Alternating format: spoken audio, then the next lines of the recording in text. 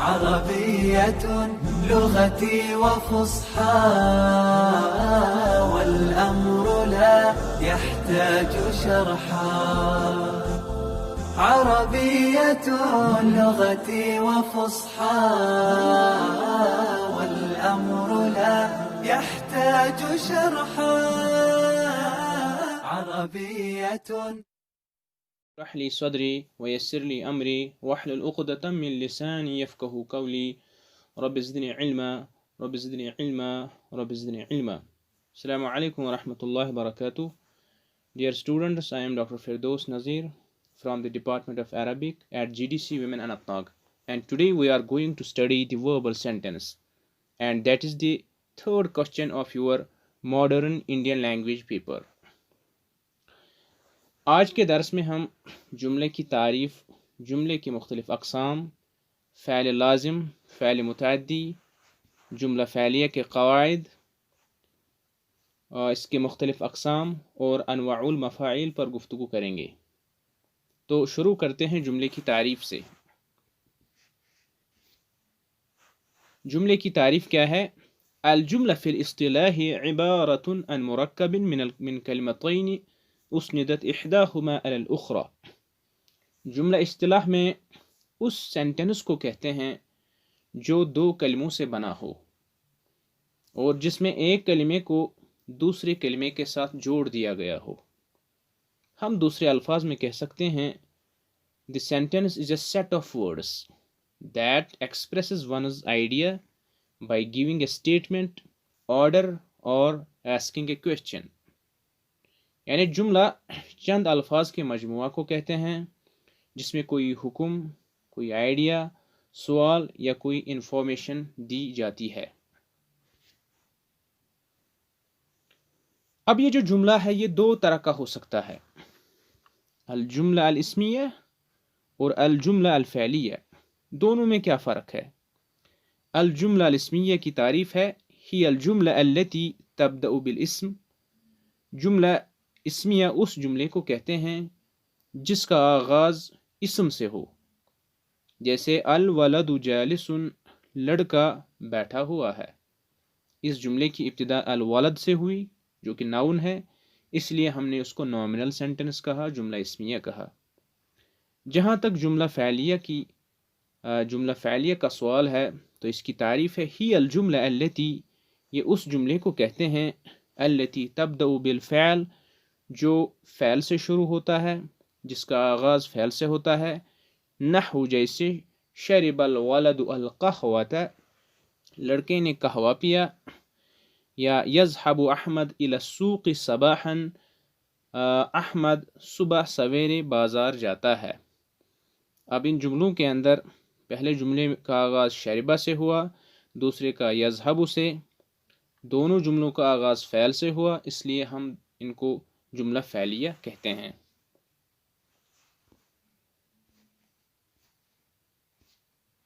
الجملہ الفعلیہ ہی الجملہ التی تبدأ بالفعل. اب چونکہ ہمارا موضوع بحث جملہ فعلیہ ہے، ہم اسی سے متعلق گفتگو کریں گے کہ جملہ فعلیہ اس جملے کو کہتے ہیں التی تبدأ بالفعل، جس کا آغاز فعل سے ہو، بأحد انواعہ الثلاثہ، اور اس کی تین قسمیں ہیں. یعنی فعل پر مشتمل جملہ تین طرح کا ہوتا ہے، یا تو وہ جملہ ماضی میں ہوگا، یا مضارع میں، یا فعل امر کی صورت میں. عادة ما تتكون الجملة الفعلية من فعل وفاعل ومفعول.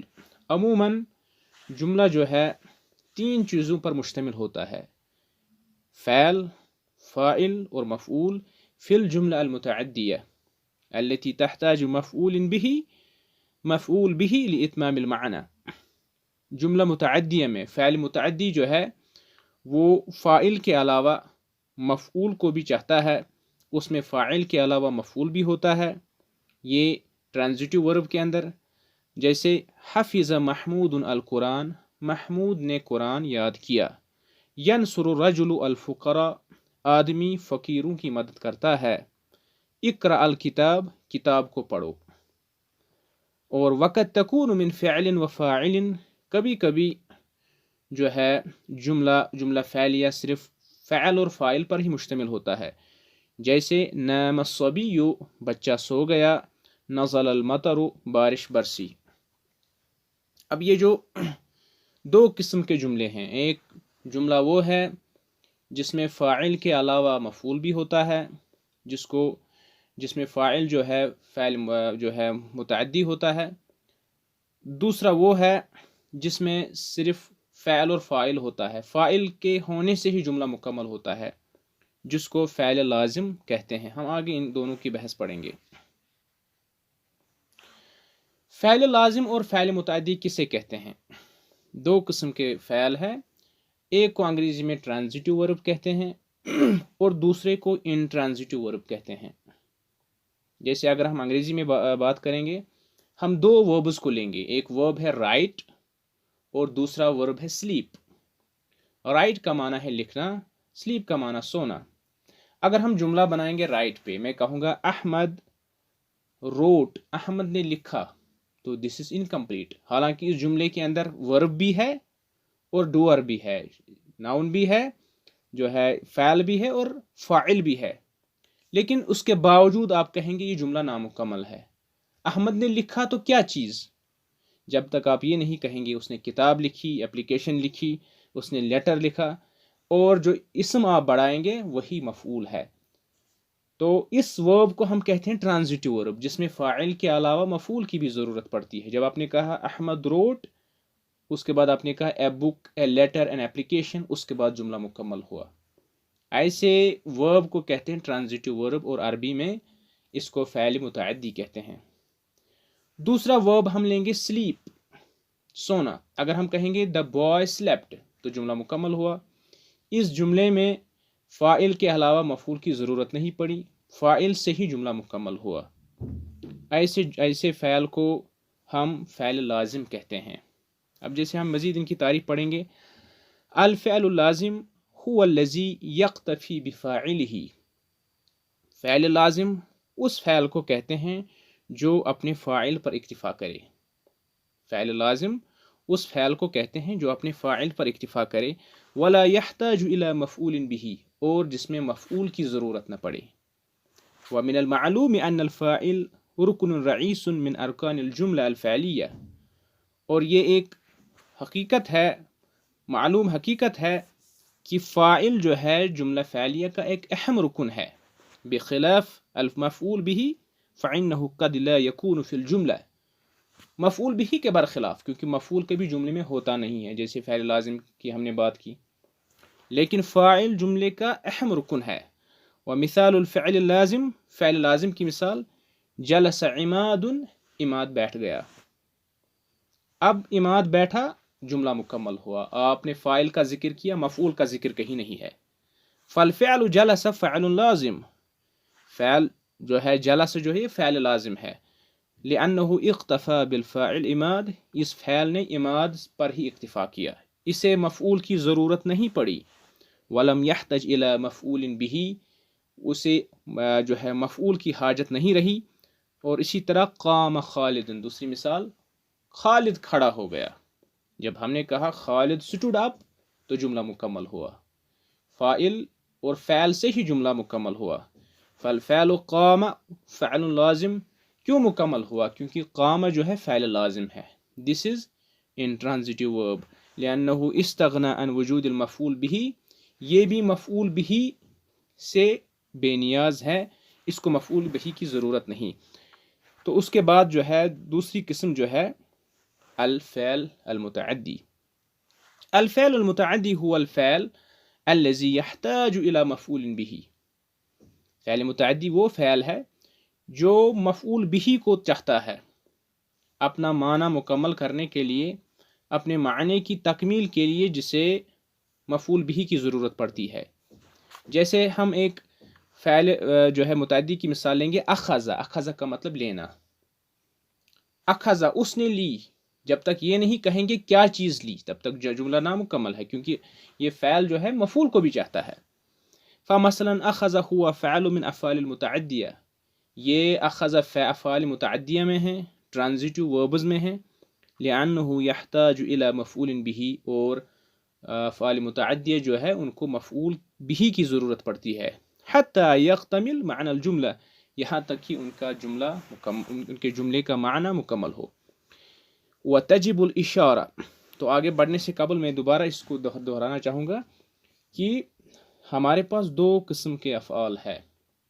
ایک وہ ہے جس کو ہم فعل لازم کہتے ہیں، اور دوسرا جس کو ہم فعل متعدی کہتے ہیں، جس کا ہم نے پیچھے ذکر کیا. ہم نے یہاں بتایا فعل متعدی کی جب ہم نے بات کی، ہم نے کہا حفظ محمود القرآن، محمود نے قرآن یاد کیا. اس جملے کے اندر حفظ فعل ہے، محمود فاعل ہے، اور القرآن مفعول بھی ہے. فاعل جو ہے اس کا اعراب مرفوع ہوتا ہے، اس پر پیش ہوتا ہے، اور القرآن جو ہے یہ منصوب ہوتا ہے، اس پر زبر آتی ہے. ان کو ڈسٹنگوش کرنے کے لیے کہ اس میں فاعل کون ہے مفعول کون ہے، ان کو الگ الگ اعراب دیا جاتا ہے. اس لیے فاعل کا آپ اعراب یاد رکھے، مرفوع ہوتا ہے، اس پر پیش ہوتا ہے، اور مفعول بھی کا اعراب جس پر آپ نے کام کیا. جب آپ نے کہا محمود نے قرآن یاد کیا، جس چیز کو اس نے یاد کیا وہ اس کا مفعول ہوا، اور یہاں پر محمود کا مفعول کون ہے؟ القرآن، اس لیے ہم نے قرآن کو منصوب بنایا، اس پر زبر دی. اس کے بعد ہم نے دوسری مثال دی، ینصر الرجل الفقراء، آدمی فقیروں کی مدد کرتا ہے، آدمی فقراء کی مدد کرتا ہے. اس جملے کے اندر ینصر فعل مضارع، الرجل فاعل، اور الفقراء مفعول بھی ہے. الرجل فاعل ہے اس لیے ہم نے اس پر پیش پڑا، الفقراء جو ہے مفعول ہے اس لیے ہم نے اس پر جو ہے اس پر زبر پڑی کیونکہ یہ مفعول ہے. اس کے بعد تیسری مثال، اقرأ الکتاب، کتاب کو پڑھو. اقرأ الکتاب، کتاب کو پڑھو. تو یہ اقرأ جو ہے اس کے اندر فاعل جو ہے مضمر ہے، چھپا ہوا ہے، اصل میں ہے اقرأ انت. ہم کسی آدمی کو کہتے ہیں کتاب پڑھو، اب اس کا ذکر نہیں ہے لیکن اقرأ کے اندر ہی وہ مذکور ہے، اور اس کے اندر مفعول جو ہے الکتاب ہے. ہم کہیں گے اقرأ الکتاب، کتاب کو پڑھو، یا اقرأ الکتاب. یہ ہوا ایک طرح کا جملہ. دوسرا ہے جس کو ہم فعل لازم کہتے ہیں، جس کی مثال ہے نام الصبی، بچہ سو گیا. چونکہ فاعل جو ہے مرفوع ہوتا ہے، سر پیش ہوتا ہے، اس لیے ہم نے پڑھا نام الصبی، بچہ سو گیا. نزل المطر، بارش برسی. اس دوسری قسم کے جملے کے اندر جو ہے چونکہ مفعول نہیں ہے، صرف فاعل ہے، اس لیے ہم جو ہے یہاں پر ہم نے صرف فاعل کا ذکر کیا، اور فاعل اس جملے کے اندر الصبی ہے، اور دوسری مثال کے اندر المطر ہے.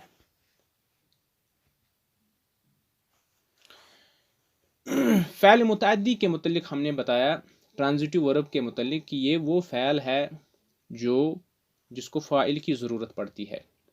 لیکن فعل متعدی جو ہے ٹرانزٹیو ورب کئی قسم کا ہوتا ہے. کچھ ٹرانزٹیو وربز ایسے ہیں جن کو ایک مفعول کی ضرورت پڑتی ہے، کچھ ٹرانزٹیو وربز ایسے ہیں جن کو دو مفعول کی ضرورت پڑتی ہے، اور کچھ ایسے ہیں جن کو تین مفعول کی ضرورت پڑتی ہے. ہم فی الحال یہاں پر ایک مفعول والے جو ہے فعل کی جو ہے کے ذکر پر اکتفا کریں گے، اور وہ ہے اخذ خالد القلم، خالد نے قلم لیا. یا اکرم زید حامدا، زید نے حامد کی عزت کی. اب ان دونوں مثالوں کے اندر خالد جو ہے فاعل ہے اور القلم مفعول ہے. دوسری مثال میں زید فاعل ہے اور حامد جو ہے وہ مفعول ہے. ہم نے خالد پر پیش پڑا کیونکہ یہ فاعل ہے، القلم پر زبر پڑی ہم نے کیونکہ یہ مفعول ہے. دوسری مثال میں زید پر ہم نے جو ہے زید کو ہم نے مرفوع لایا کیونکہ یہ فاعل ہے، اور اس کو ہم نے منصوب رکھا کیونکہ یہ مفعول ہے. باقی مثالیں اس سبق سے غیر متعلق ہیں، ان کو ہم کسی دوسرے درس میں لائیں گے. اس کے بعد مکونات الجملہ الفعلیہ، جملہ فعلیہ کا سٹرکچر، اس کے مکونات. ان مکونات الجملہ الفعلیہ تختلف بحسب موقع الفعل والفاعل في الجملة، فالجملة الفعلية المبنية للمعلوم قد يأتي الفاعل فيها بعدة حالات ومنها الآتي. یعنی اس کے اندر یہ بتایا گیا ہے کہ جملہ فعلیہ جو ہے اس کا سٹرکچر کیا ہوتا ہے، وہ کتنی طریقے سے جو ہے آ سکتا ہے، یعنی اس کے مختلف جو ہے اقسام کیا ہے. جیسے قد یاتی الفاعل اسما صریحا، کبھی کبھی جملہ فعلیہ کے اندر فاعل اسم صریح ہوتا ہے، یعنی اس فاعل کا ذکر ہوتا ہے، مذکور ہوتا ہے. جیسے مثال کے اندر جاء محمد، محمد آیا. اب اس جملے کے اندر جاء فعل ہے، محمد فاعل ہے، محمد کا ذکر ہے اس جملے کے اندر، اس لیے ہم کہیں گے یہ اسم صریح ہے. ہم نے آنے والے کا نام لیا، اس کا ذکر کیا. یا درس الطالب المجتہد، درس الطالب المجتہد الدروس، محنتی طالب علم نے سبق پڑھے. اب چونکہ سبق پڑھنے والے کا نام اس جملے کے اندر موجود ہے، اس لیے ہم کہتے ہیں یہ اسم صریح ہے. یہ ایک قسم کا وربل سینٹنس ہے جس میں فاعل کا ذکر ہوتا ہے. دوسری مثال، قد یاتی الفاعل علی ہیئت ضمیر متصل. کبھی کبھی جملے کے اندر فاعل کا نام نہیں ہوتا لیکن ضمیر کی شکل میں وہ مذکور ہوتا ہے، یعنی ضمیر کے ذریعے اس کا ذکر ہوتا ہے. جیسے اس مثال کے اندر شربت الحلیب، میں نے دودھ پیا، یا قرأت الکتاب، میں نے کتاب پڑھی. اب یہ جو شربت ہے یہاں پینے والے کا نام نہیں ہے، لیکن یہ جو تو ہے یہ ضمیر بتاتی ہے یہ پینے والا، دس از فرسٹ پرسن. جب میں نے کہا قرأت، میں نے پڑھا، اب اس میں یہ نہیں بتایا گیا کس نے پڑھا، لیکن یہ جو تو ہے یہ ضمیر متصل جو ہے یہ بتاتی ہے دس از فرسٹ پرسن.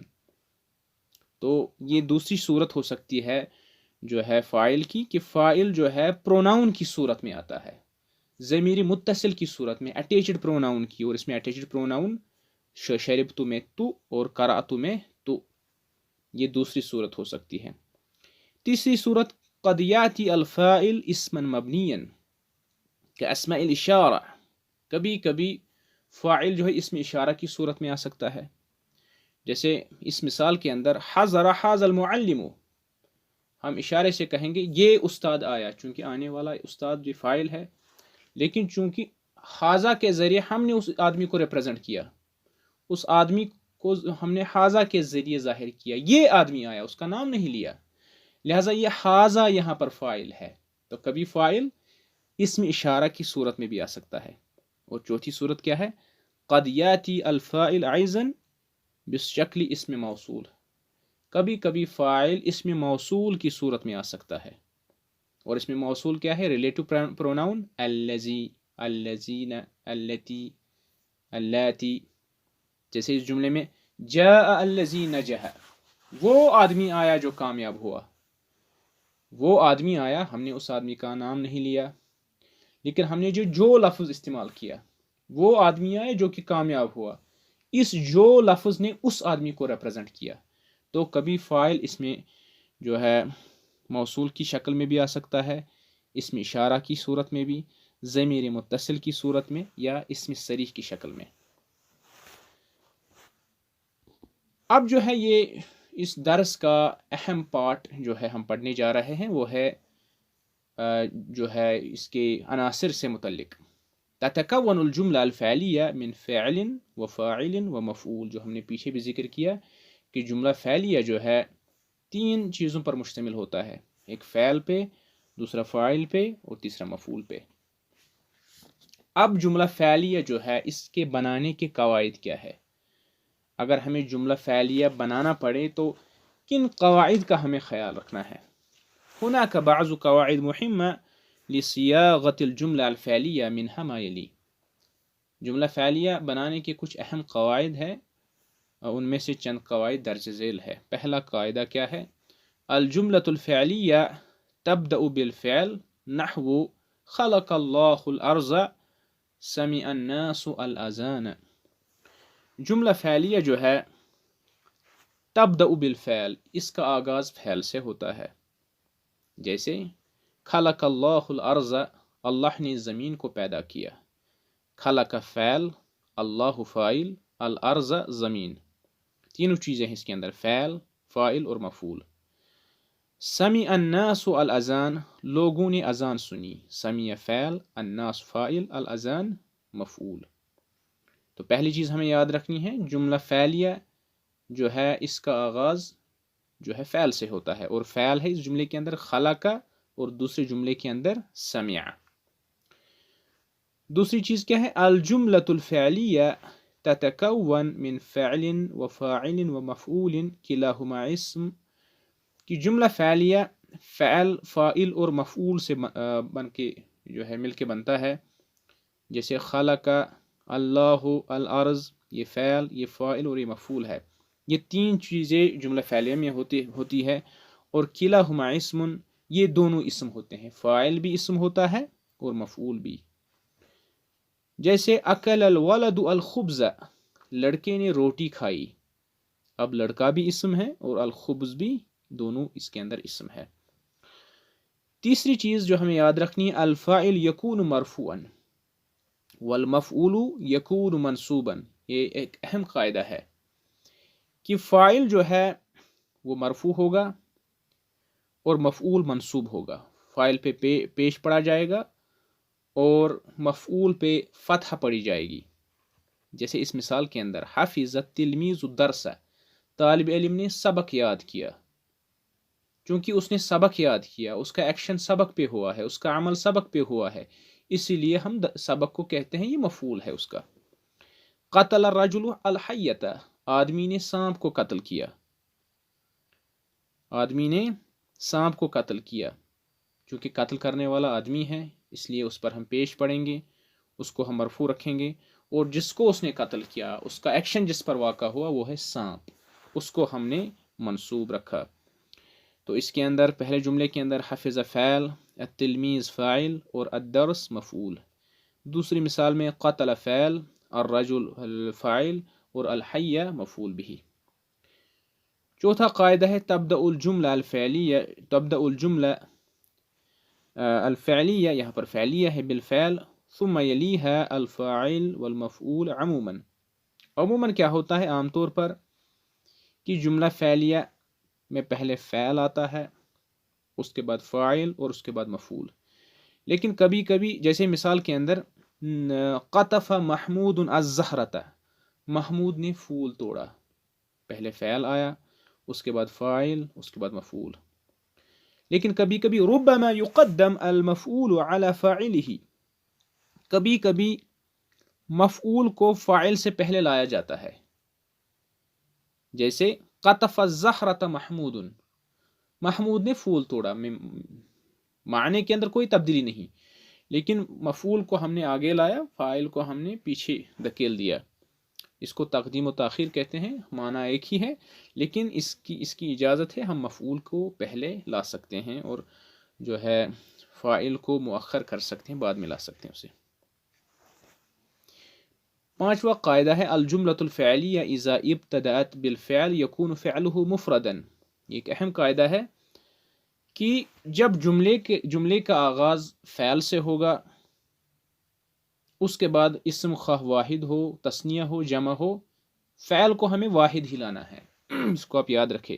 سواء اکان الفاعل مفردا مثنى او جمعا، جب جملے کا آغاز فعل سے ہو، اس کے بعد فاعل واحد ہو، تثنیہ ہو، جمع ہو، ہمیں فعل کو واحد ہی لانا ہے۔ جیسے جلس رجل، جلس رجلان، جلس رجال، ایک آدمی بیٹھا، دو آدمی بیٹھ گئے اور کئی آدمی بیٹھ گئے۔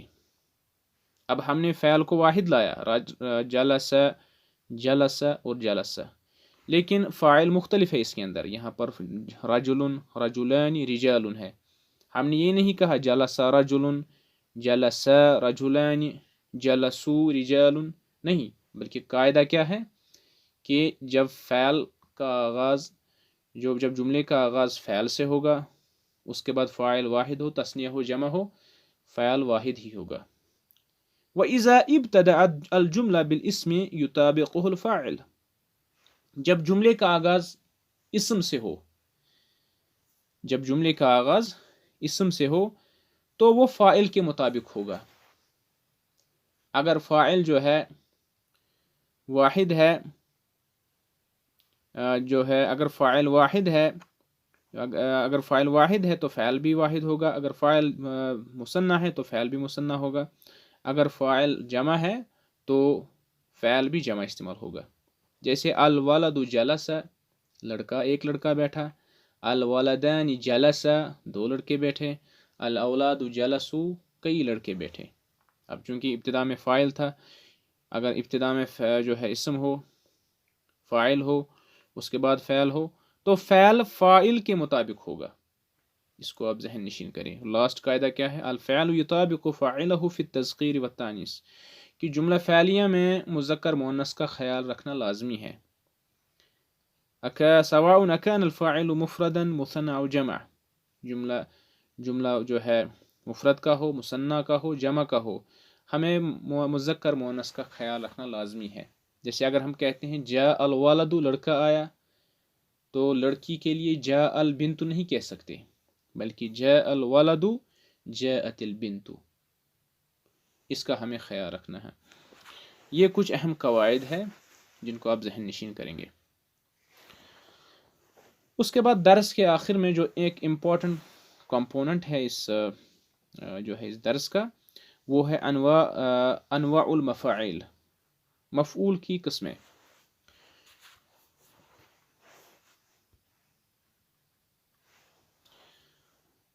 تنقسم المفاعل الى 5 انواع، مفعول جو ہے عربی کے اندر 5 طرح کا ہوتا ہے۔ کیونکہ ہم نے ابھی تک ایک ہی مفعول کا ذکر کیا، وہ ہے مفعول بھی، لیکن حقیقت میں عربی کے اندر جو ہے 5 قسم کے مفاعل پائے جاتے ہیں۔ پہلا مفعول وہ ہے جس کو مفعول بھی کہتے ہیں، اور مفعول بھی کیا ہے؟ هو الاسم المنصوب الذي يقع عليه الفاعل، علیہ فعل الفاعل۔ مفعول بھی کہتے ہیں اس مفعول کو، اس ناؤن کو جس پر کسی دوسرے کا ایکشن ہوا ہو۔ جیسے ہم نے مثال کے ذریعے پیچھے آپ کو سمجھایا، یہاں پر بھی مثالیں ہیں، جیسے کسر الطفل الطاولہ، آپ اس کو ذہن میں رکھیے، غور کیجیے اس پر۔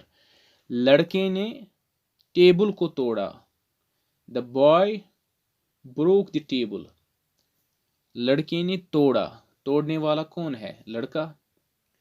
جو کوئی کام کرتا ہے اس کو ہم فاعل کہتے ہیں۔ لڑکے نے ٹیبل کو توڑا، اب جس چیز کو اس نے توڑا، کیونکہ اس کے توڑنے کا عمل ٹیبل پر ہوا، اس ٹیبل کو ہم کہیں گے یہ مفعول ہے، اور توڑنے والے کو کہیں گے فاعل۔ فاعل پر ہمیں پیش دینا ہے، مفعول پر ہمیں جو ہے اس کو منصوب رکھنا ہے، اس پر ہمیں زبر دینی ہے۔ اور دوسری مثال، اکرم التلمیذ المدیر، اکرم عزت کی، اور تلمیذ طالب علم نے، المدیر پرنسپل کی۔ عزت کرنے والا کون ہے؟ تلمیذ طالب علم، اس کو ہم نے مرفوع رکھا۔ المدیر کیا ہے؟ یہ مفعول ہے، اس کو ہم نے منصوب رکھا۔ ہم نے کہا اکرم التلمیذ المدیر، اس پر آپ غور کیجئے۔ تو جملہ فعلیہ جو ہے مفعول بھی اس جو ہے اس میں منصوب کو کہتے ہیں جس پر کسی فاعل کا فعل واقع ہوا ہو۔ یہ ہم نے پیچھے بھی آپ کو بتایا ہے۔ اب اس کے علاوہ کچھ اور مفاعل ہیں جو آپ کو سمجھنے ہیں۔ ان میں سے ایک مفعول ہے المفعول فیہ، هو الاسم المنصوب یشمل ظرف الزمان والمکان۔ کہتے ہیں کہ یہ اس اسم منصوب کو کہتے ہیں، اسم منصوب سے مراد وہ اسم جس پر زبر ہو، جو ظرف زمان اور مکان پر مشتمل ہو۔ مفعول فیہ کے اندر آپ کو 2 چیزیں یاد رکھنی ہے، ظرف الزمان اور ظرف المکان۔ ظرف الزمان یبین الزمان الذی فعل فیہ الفعل، اور ظرف زمان کس کو کہتے ہیں؟ ظرف زمان اس زمانے کے لیے استعمال ہوتا ہے جس میں کوئی فعل واقع ہوا ہو، یعنی یہ جو ہے اسم اس زمانے کو ظاہر کرتا ہے جس میں کوئی کام ہوا ہو۔ جیسے مثال سے آپ سمجھیے، خرج الاب صباحا، خرج الاب، باپ نکلا، لیکن کب نکلا؟ صباحا، صبح کے وقت۔ کیونکہ مفاعل جو ہے مفاعل خمسہ منصوب ہوتے ہیں، ان میں سے ایک مفعول ہے مفعول فیہ، اور اس جملے کے اندر مفعول فیہ کون سا ہے؟ صباحا، صبح کے وقت۔ چونکہ اس نے ہمیں دکھایا باپ کا کب گھر سے نکلا، اس نے اس وقت کو ظاہر کیا، اور وہ وقت کون سا ہے؟ صبح کا وقت، اس لیے ہم نے اس کو منصوب لایا۔ خرج الاب، باپ نکلا، صباحا، صبح کے وقت۔ اس جملے کے اندر صباحا جو ہے مفعول فیہ ہے ظرف زمان کے لیے۔ یا دوسری مثال، رجعت من الشرکہ، میں کمپنی سے لوٹا۔ لیکن یہ ابھی نہیں بتایا میں کب لوٹا. اب جس اسم کے ذریعے میں ظاہر کروں گا کہ میں کس وقت لوٹا، اس کو میں کہوں گا یہ ظرف زمان ہے، اس نے زمانے کو ظاہر کیا. تو میں نے بتایا مساءً، شام کے وقت. رجعت من الشرکۃ مساءً، میں شام کے وقت کمپنی سے لوٹا. اب جس لفظ کے ذریعے میں نے وقت کو ظاہر کیا وہی ظرف زمان ہے، مفعول فیہ ہے. قرآن کے اندر ہے وفی تنزیل سبحان الذی اسری بعبدہ لیلا. قرآن کے اندر بھی ہمیں متعدد مثالیں ملتی ہے. اللہ تبارک تعالیٰ نے فرمایا پاک ہے وہ ذات الذی اسری بعبدہ لیلا، جس نے اپنے بندے کو سیر کرائی. لیکن کس وقت کرائی؟ جس لفظ کے ذریعے اللہ تعالیٰ نے بتایا وہ ہے لیلن، رات کے وقت. اور یہی لیلن اس کے ذریعے وقت کو ریپرزینٹ کیا، اور یہی جو ہے ظرف زمان مفعول فیہ ہے. اس کے بعد مفعول فی کی دوسری مثال ہے جس کو ہم ظرف مکان کہتے ہیں. یبین المکان، ظرف مکان کس کو کہتے ہیں؟ یبین المکان، جو اس جگہ کو ظاہر کرے جس کے اندر کوئی کام ہوا ہو.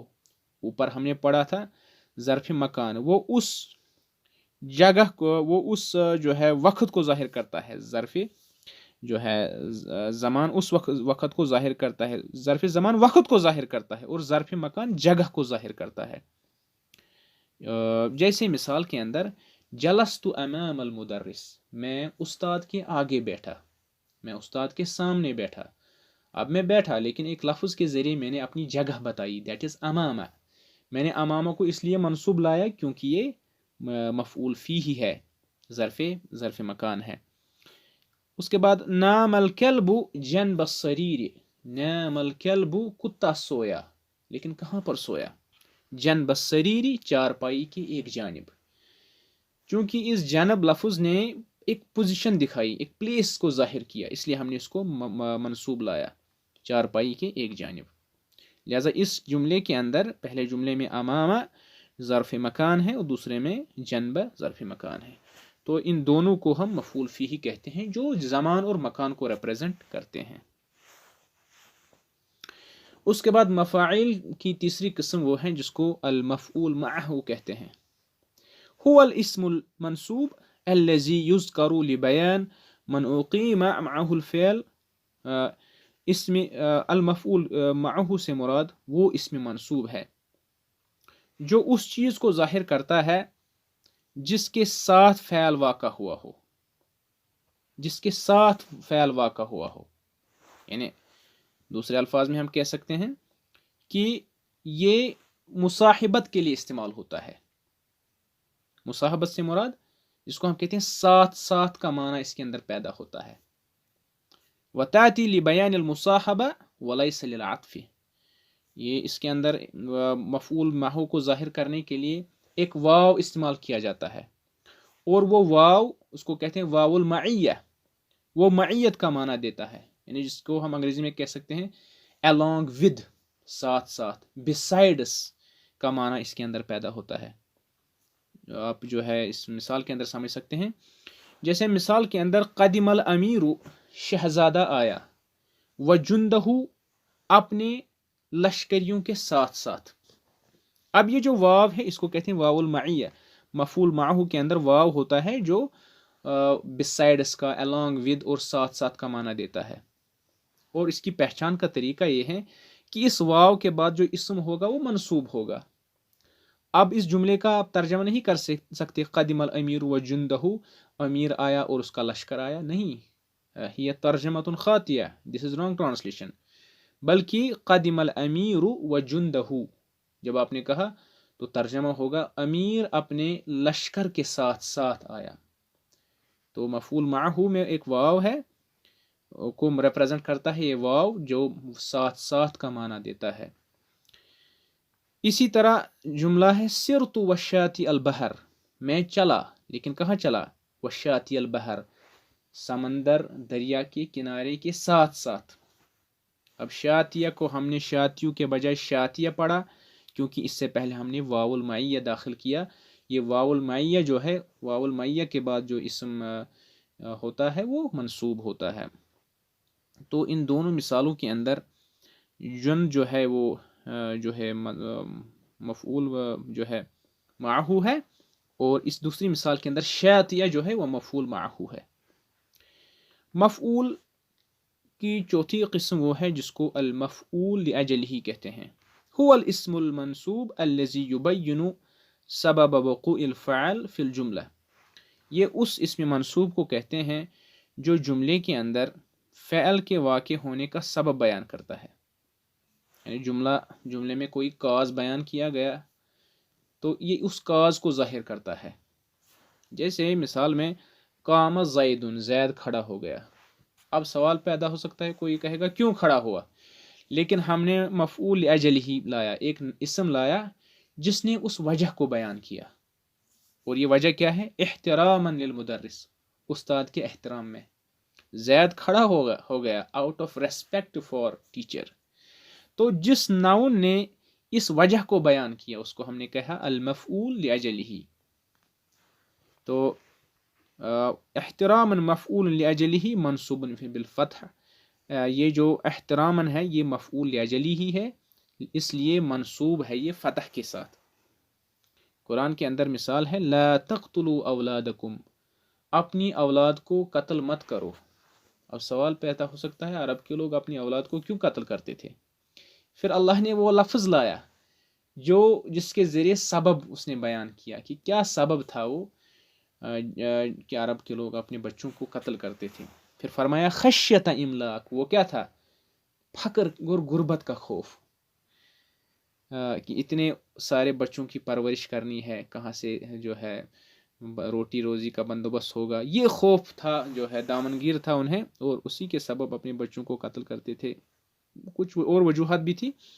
لا تقتلوا اولادکم، مت قتل کرو اپنی اولاد کو، لیکن یہاں پر ایک ناؤن ایسا ہے جس نے اس قتل اولاد کو بیان کیا، اس کا کاز بیان کیا، وہ کیا ہے؟ خشیت املاک، فقر کا خوف، غربت کا خوف۔ لہذا اس جملے کے اندر خشیت جو ہے مفعول لاجلہ ہی ہے، اس لیے منصوب ہے یہ بالفتح، فتح کے ساتھ۔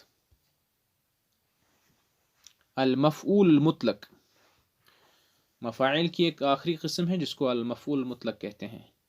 هو الاسم المنصوب الماخوذ من لفظ الفعل، یہ اس اسم منصوب کو کہتے ہیں جو اپنے ہی فاعل سے نکالا جاتا ہے، یعنی جملے میں جب ہم مفعول مطلق کو لیتے ہیں وہ اسی فعل سے ڈرائیو ہم کرتے ہیں جو جملے میں فعل استعمال ہوتا ہے، اور یہ مفعول مطلق 3 معنی میں استعمال ہوتا ہے۔ ہم مثالوں سے سمجھائیں گے، آپ سمجھ جائیں گے انشاءاللہ۔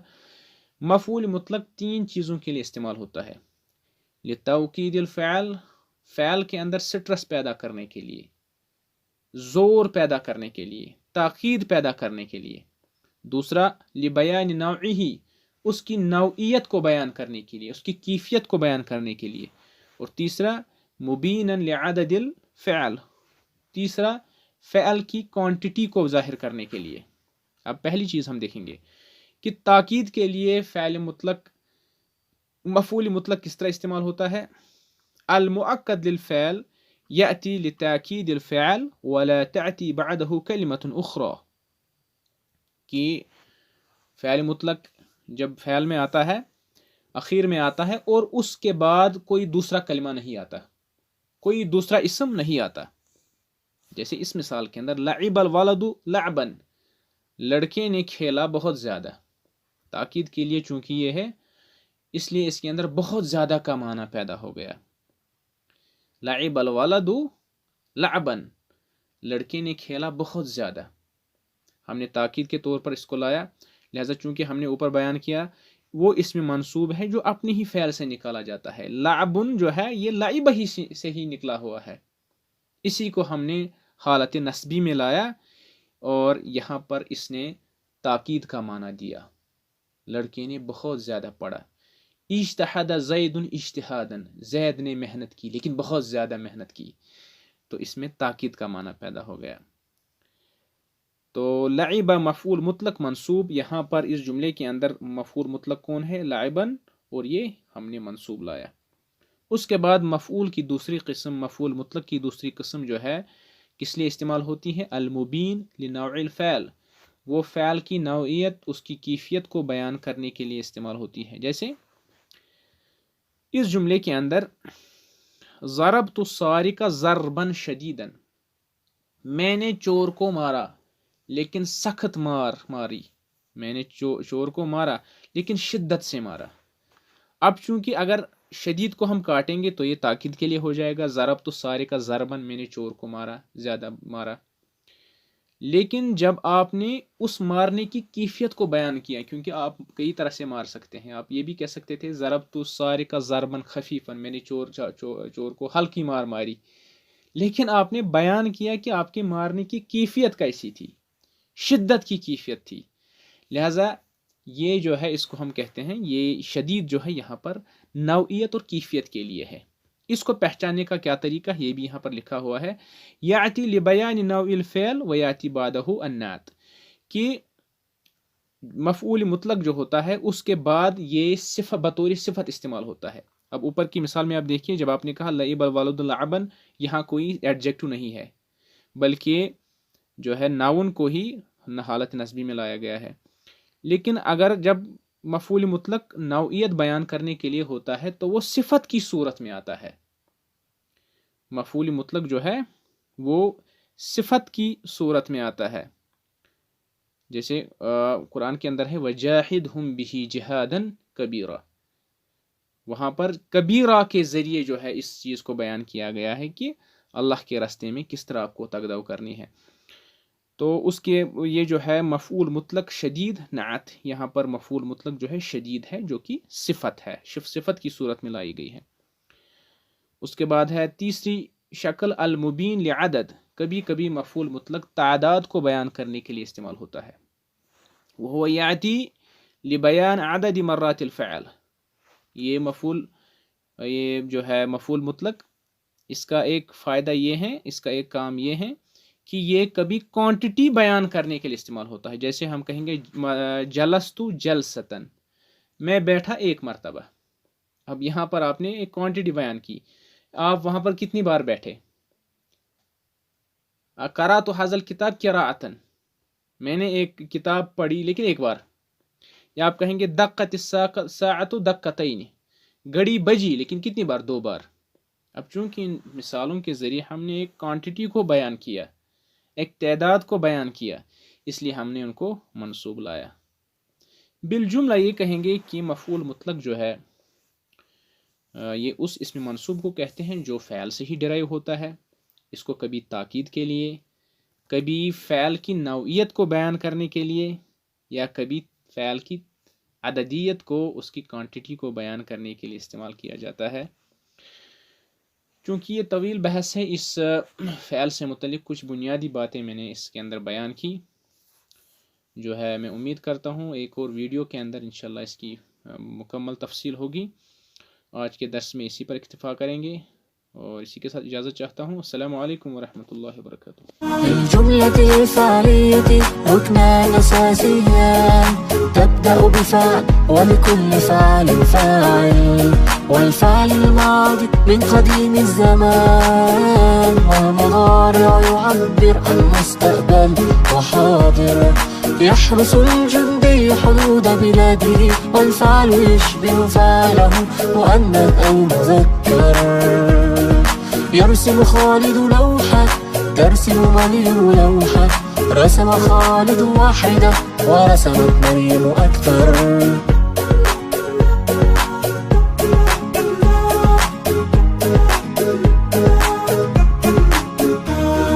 يحرس الجندي حدود بلاده، والفعل يشبه فاعله مؤنث أو مذكر، يرسم خالد لوحة، ترسم مريم لوحة، رسم خالد واحدة ورسمت مريم أكثر. الفاعل اسما ظاهرا، فالفعل حالة واحدة، لا تلحق على ما، لا يجمع لا يثنى. الفاعل اسما ظاهرا، فالفعل حالة واحدة، لا تلحق على ما، لا يجمع لا يثنى.